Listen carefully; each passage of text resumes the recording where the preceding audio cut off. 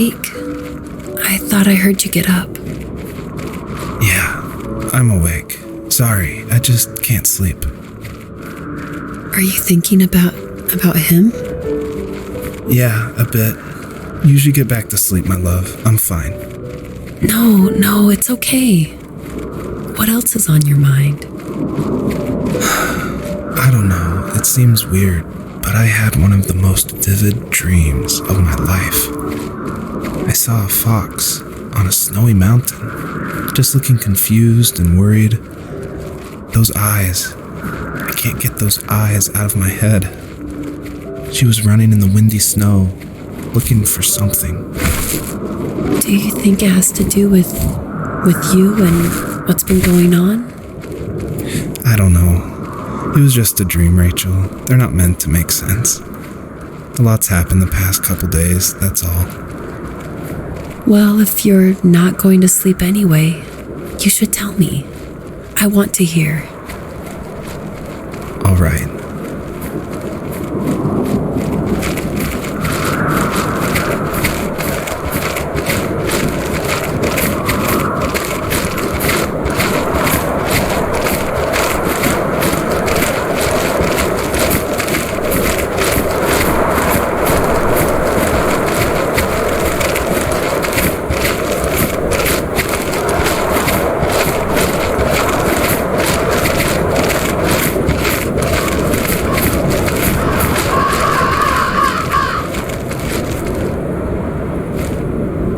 So, not far from her home, she followed that path to something unexpected.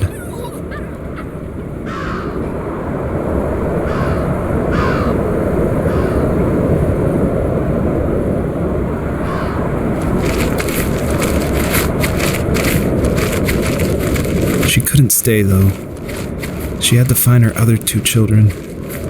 So she took that path. She followed it towards something ancient. Something with answers.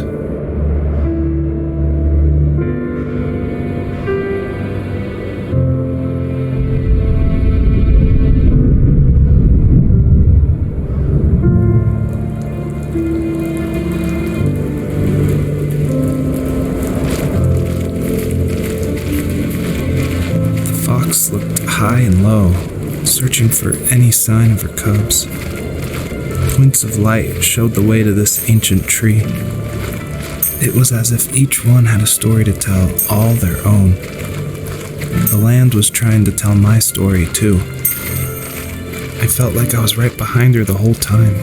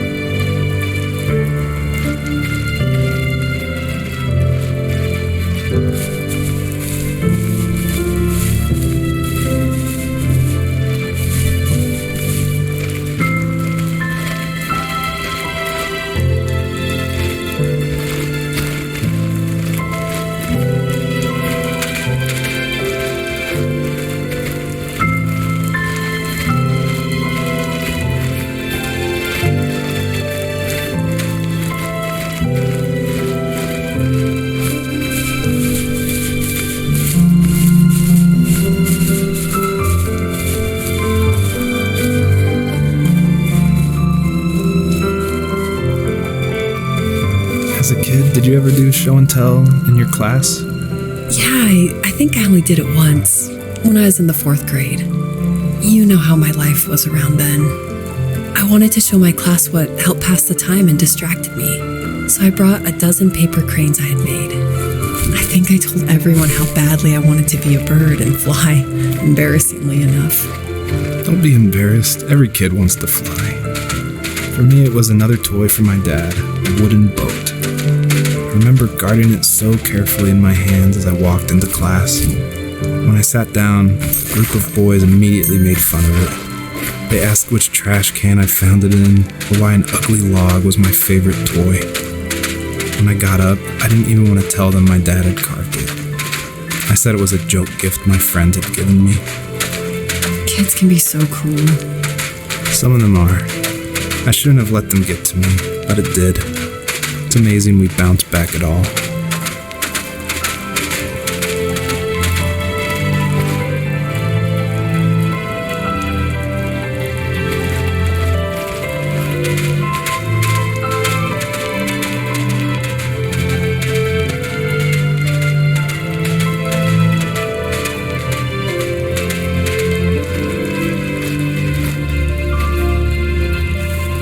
Do you remember what my dad did for a living? Wasn't he like a lumberjack? That's one way of putting it. If wood was a canvas, then a carving knife was his paintbrush. Even after working a 50-hour week, even after his hands were more splinters than skin, he would bring home the nicest piece of Alaskan weeping cedar and make me toys. That wooden train was the first toy I can remember, and I loved it. I just knew from a young age I was going to be a lumberjack, like my father.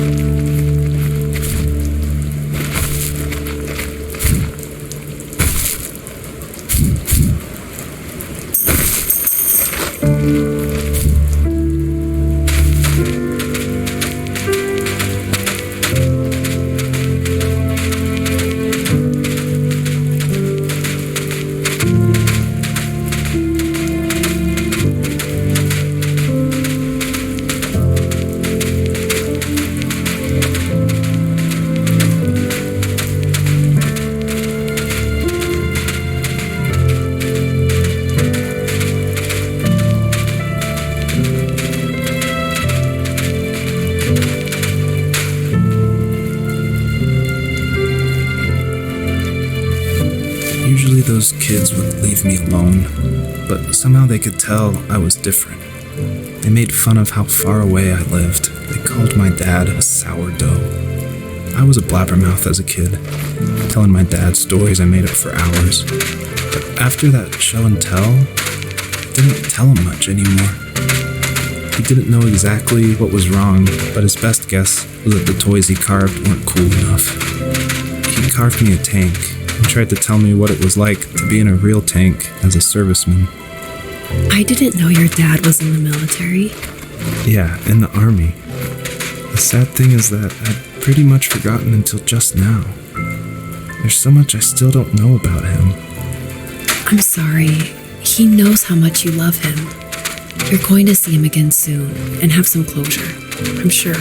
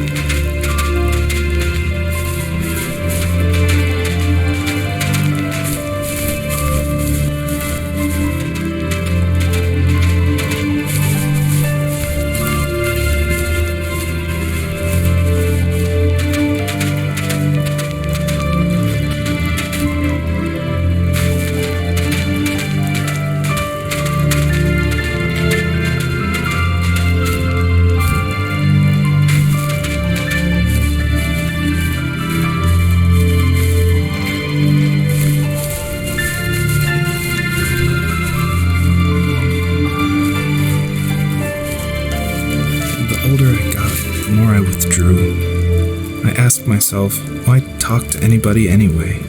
Why bother when I'm happy by myself? I started drawing a lot, mostly animals I saw in the woods by my home.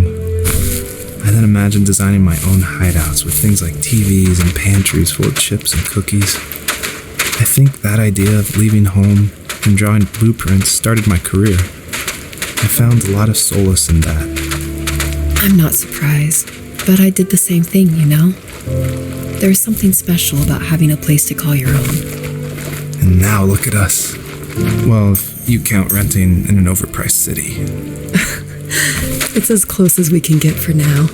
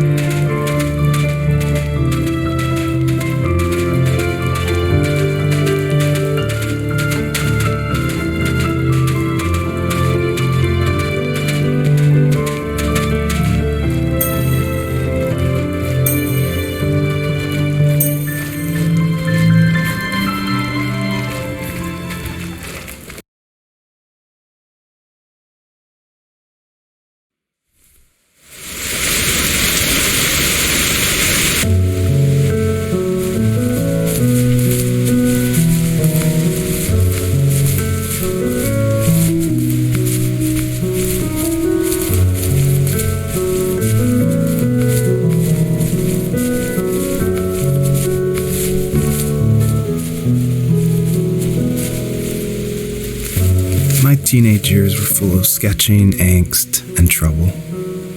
I wasn't popular or unpopular. Maybe just forgettable. I guess that gave me a sense of freedom. So I hung out with crazy kids, doing crazy things, even though I mostly just watched the chaos ensue. We did it all. Put fireworks in mailboxes, hide roadkill in people's garages, break windows of the barber shop in Anchorage.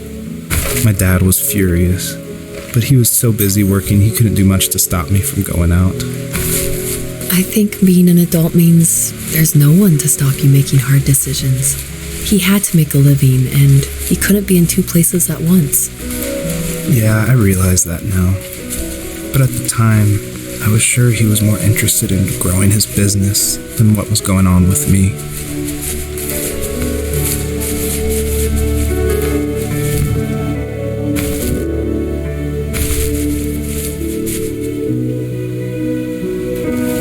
He was working another late night, and my friends were over, saying how bored they were and how they'd come all the way out to my house for nothing. One of them mentioned how that old, ugly beyond belief truck was still in the garage, and how we should take it for a spin. I was only 15, so I kind of fought it for a while. The next thing I knew, we were careening around the mountain path, rocks spitting onto the sides of the cliff, while my dad's cringeworthy bluegrass blared out the speakers. I drove while my friends were in the back of that yellow and purple truck, throwing beer bottles and trash at anything remotely interesting. Felt like I was soaring in the air with borrowed wings. But all good things have endings. A cop outside of Eagle River pulled us over after he saw us in a bottle rocket into someone's yard. What followed was a long night of talking to disappointed adults and feeling smaller than ever.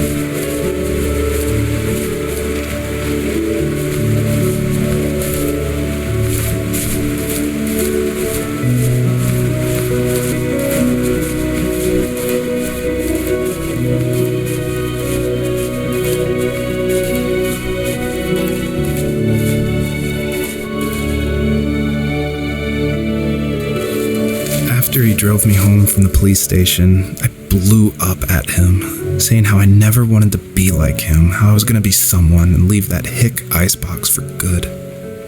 He just looked forward at the road with tired eyes. I took out that bluegrass tape from the cassette deck and chucked it out the window. In my sage teenage wisdom, I thought I proved the ultimate point, but my dad had a different idea. He slammed the brakes, slowly bowed his head while gripping the steering wheel, and finally looked at me. All he said, like it was a polite request, was, "Make this right." I sat there in silence, fuming, but I eventually got out and combed every square inch of the woods, muttering profanity after profanity. I found it 30 minutes later, near a small waterfall off the road. I went back to the truck, put the wet tape back in, and sure enough it worked. We didn't speak another word to each other the rest of the night. Wow, I knew you were a crazy teenager, but... It's hard to believe, isn't it? It surprises me too. It's like I didn't really know who that kid was back then. I bet my dad thought the same thing over and over. It's almost like he was saying, "Make this right," to himself, more than to me.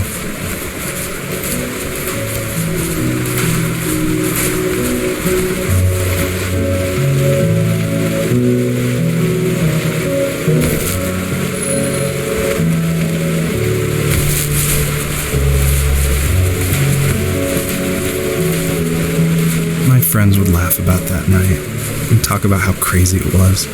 and I laughed along, pretending it didn't bother me. But it did. I imagined my friends growing old in the bush, unable to find that thrill in those godforsaken ice fields. It's like those mountains were a literal wall, keeping me from leaving, where all I would have to look forward to are lumber yards and evening beers. I had to climb over. That was my only goal for a long time.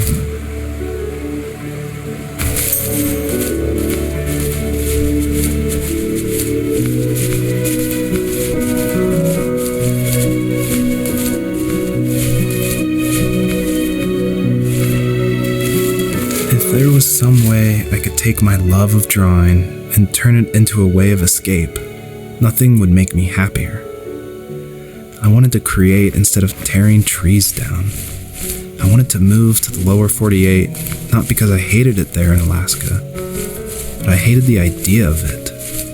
It's like all of that spite inside me had created this monster which followed me around my whole teenage years. I put so much energy into doing what others didn't expect of me. Why did I do that? There's one fact you're forgetting, though. If you didn't have that fire in you, we probably would have never met. You're absolutely right. Maybe the destination is all that matters in the end. But then why am I awake? Why am I seeing this fox go on her journey? And why can't I stop thinking about my dad?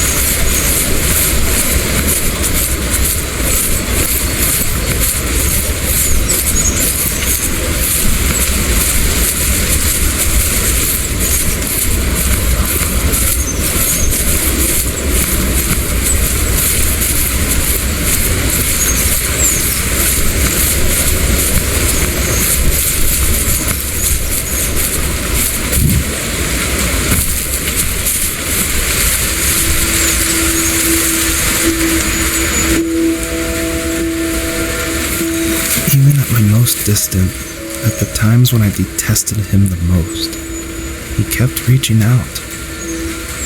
For a year straight, he asked me every week when we were going camping. I thought he was just dense. Eventually, to shut him up, I agreed. We carried out the worn lawn chairs from the garage and set up a cinder block campfire at the site we'd always used behind the house. We walked down the mountain path, talking in the warm sunshine we only got a couple months of the year.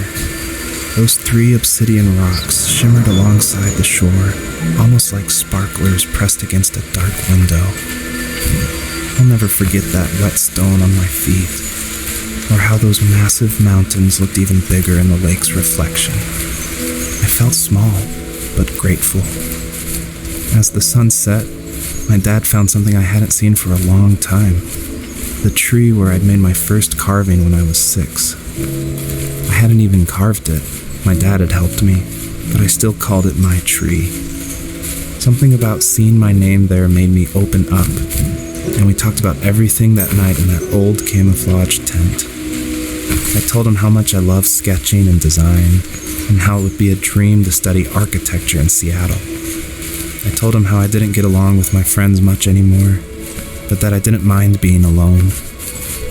He told me he was there for me, and he joked that if all he had to do was write my name on a tree to finally get me to talk, he would have left me carved logs with novels on them in front of my room every morning. I don't know why it took me that long to realize it, but it was then I knew how much he had sacrificed for me.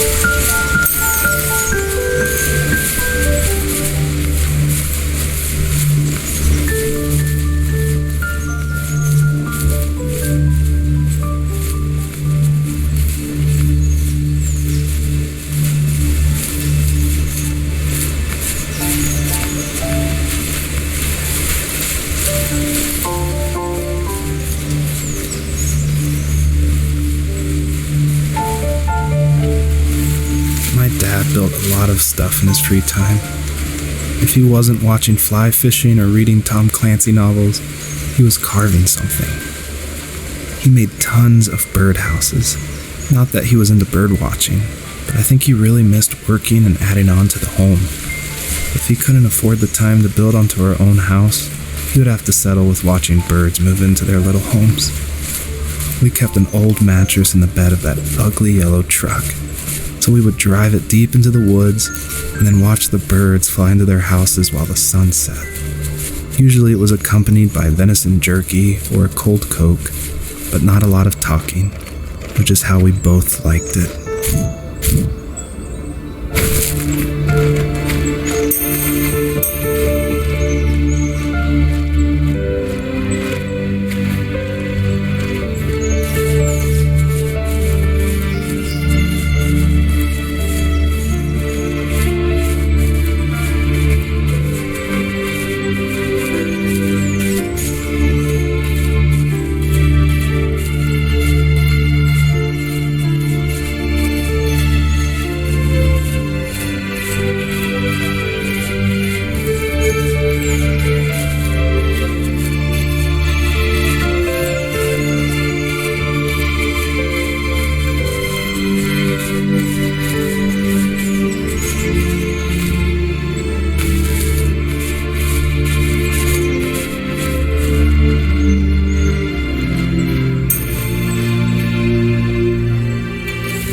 We were happiest underneath the evergreens.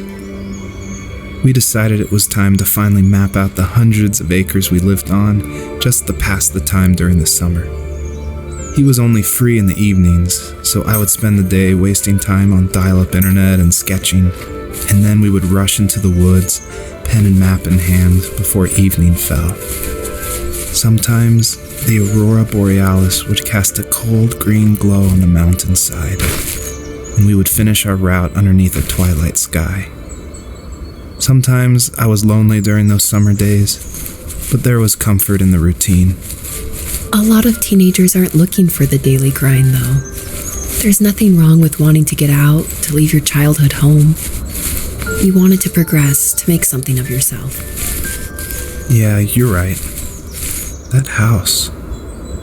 I'm sure it's the same as how I left it. But then why does it feel so different? I doubt you're the only adult to have looked back and asked that question.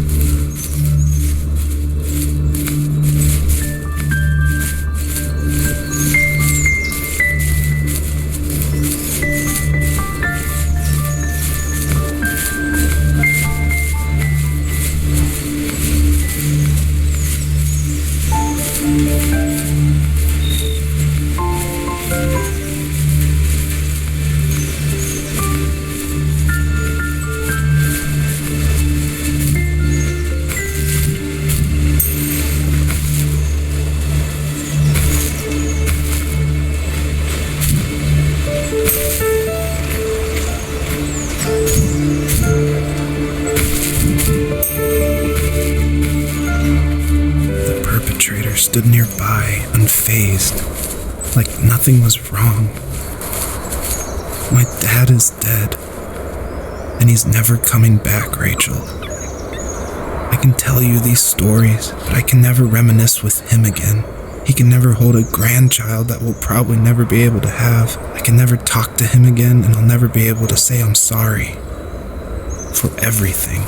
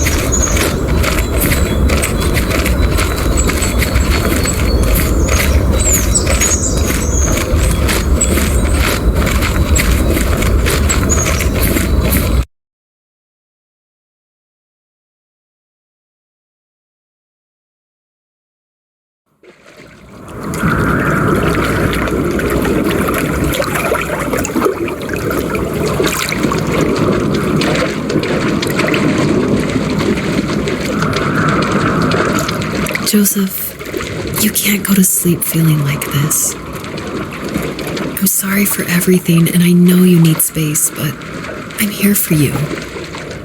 You don't need to feel so lost. Joseph, have I ever told you what my mother was like?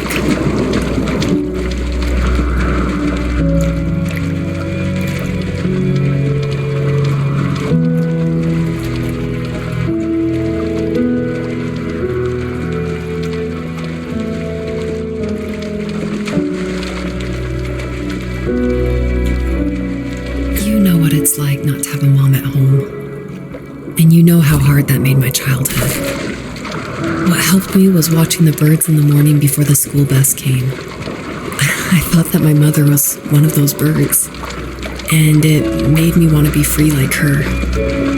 My mom taught me how to fold origami cranes while she was in the hospital. So I told myself I would fold one every day until I could fly myself.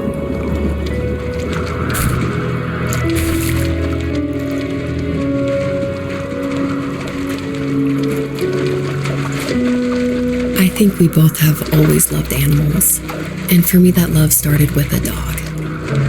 Sometimes this Rottweiler would come up to our property line and wait at the fence for me, but only once in a while. I was sure to check every day immediately after school, and it usually ended in disappointment. I would even steal money from my passed-out dad just so I could buy these off-brand dog biscuits. Even when she did stop by, she never went beyond the fence. Why was she so scared?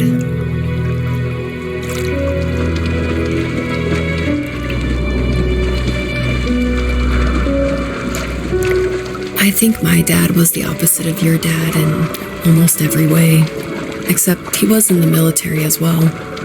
He coped with alcohol of every kind. The trailer started falling apart, he got angry, and I withdrew. More and more, I became the weird, quiet kid who made lots of origami birds and carried dog biscuits around. I think we were pretty similar when it came to being the weird kids. And that same sincerity in college was one of the reasons I was so drawn to you.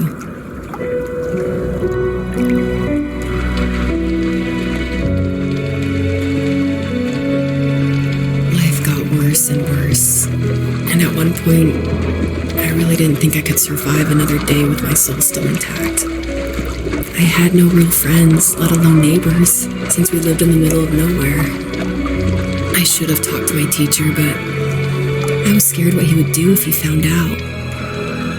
As I waited for the school bus one morning, I walked around until I found something in an abandoned shed. Something I can't put into words.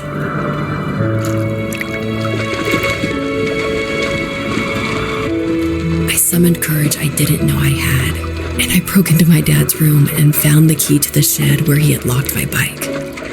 I'll never forget that feeling, with the wind rushing by my ears as the sun rose over fields of wheat. I was flying for the first time. I biked as far as my legs could take me until I found a house that felt friendly, and that felt like home. Those strangers helped me in so many ways. And if it wasn't for them, I wouldn't have found my foster family.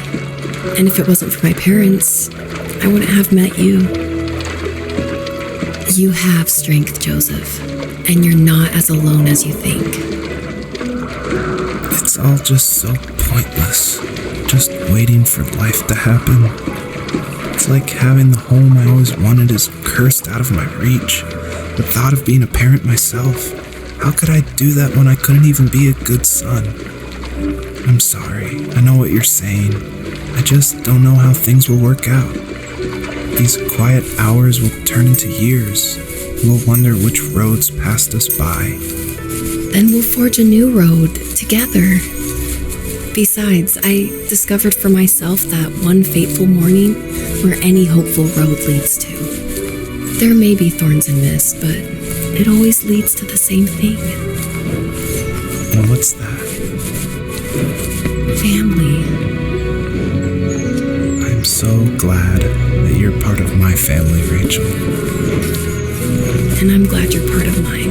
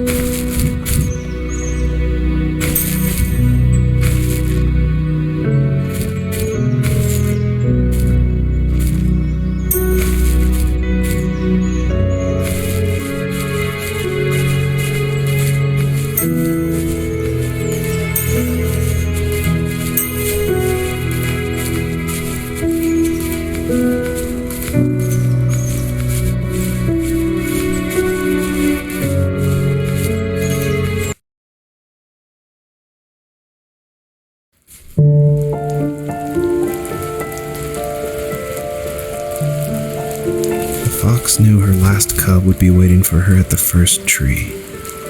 She was almost there. The rain cascaded onto the jade valley where the entrance to the tree was. Life was protected there, because that's where life began. It was now only a mother and a daughter left.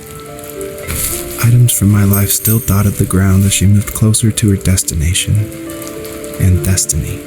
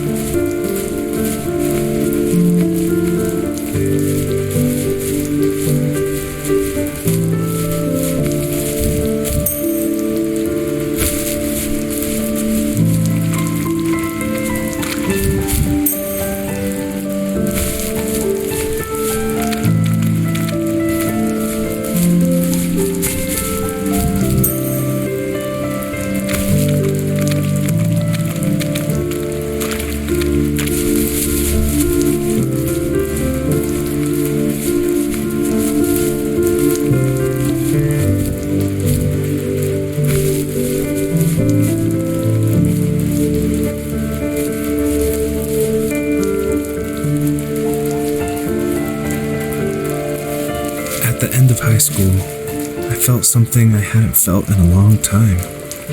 Drive. I looked into the best architecture schools on the West Coast, then got a dose of reality when looking at other students' portfolios and the high cost of tuition. I still wanted to be something, to be the next Alvaro Siza, and to make those thousands of sketches worth something in my grand history. But now even an internship sounds impossible.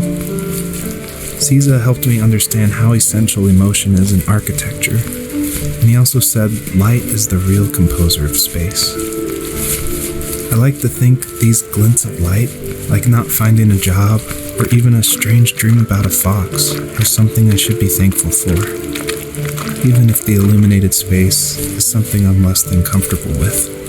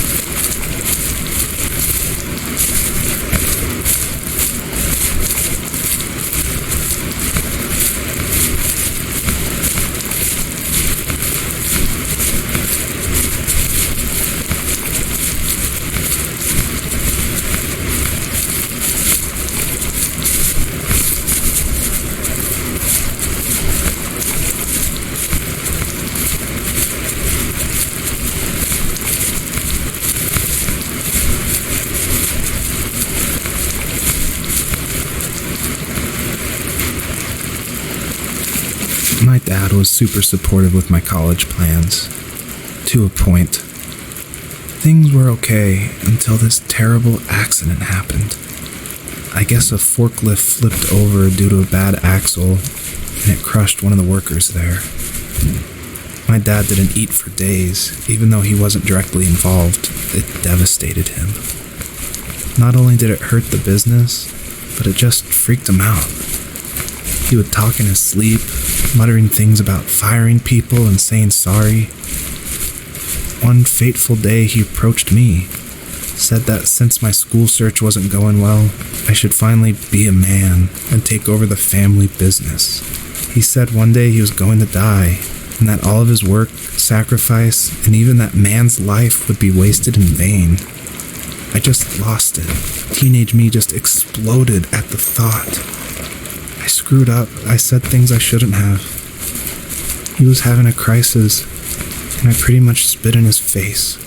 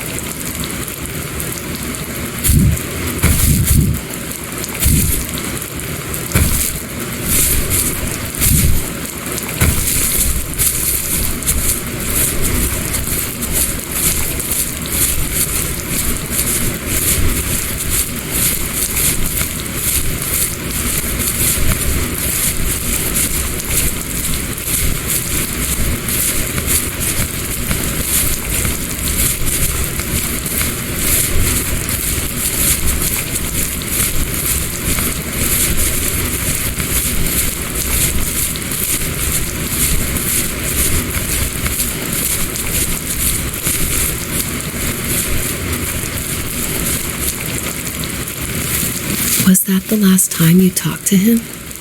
No, I called on holidays, and he would call on my birthday. I guess we acted like nothing ever happened, which was stupid. Didn't want to ask about his lumberyard, and I'm sure he didn't want to ask about my job search. I never went back and visited. I think the last conversation we had was about what movies we had seen and what exactly a best boy is in the credits. I thought he would be here so much longer.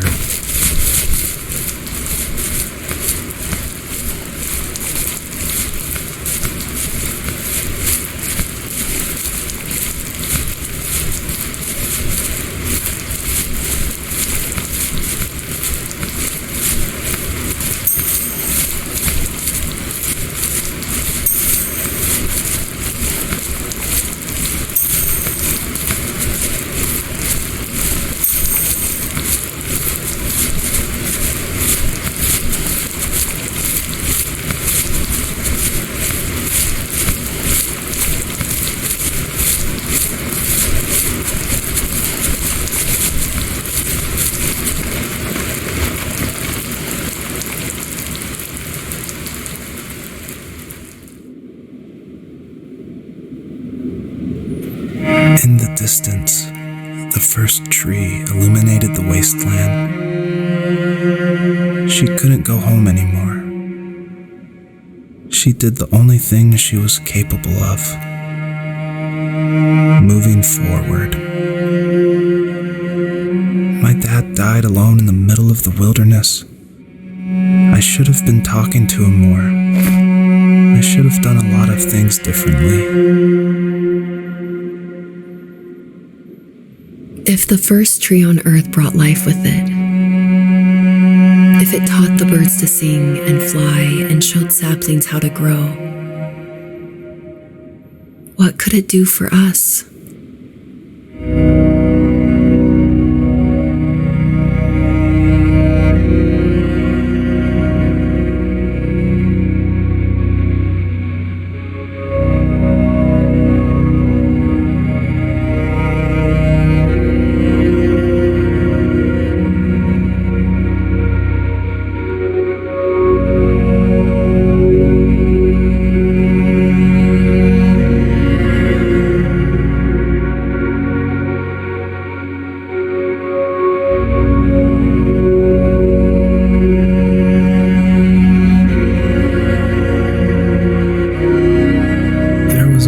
Received yesterday from a name I didn't recognize, with a quote I can't stop thinking about. Death is not the opposite of life, but a part of it. More and more, I'm realizing one important truth. Each of us have our own journey to the first tree, but sometimes I'm not sure I'm ready to take that first step. You already have my love.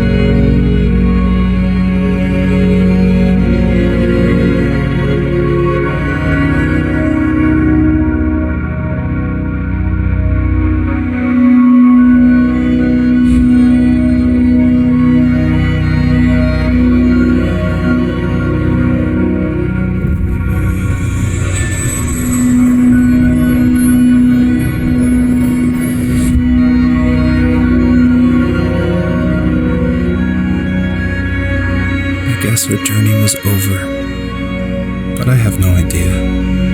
It's only a dream, a distraction from tomorrow. I don't think dreams normally bring back to memory so many important feelings. Maybe it was just a dream, but it was also a gift. Yeah, I suppose.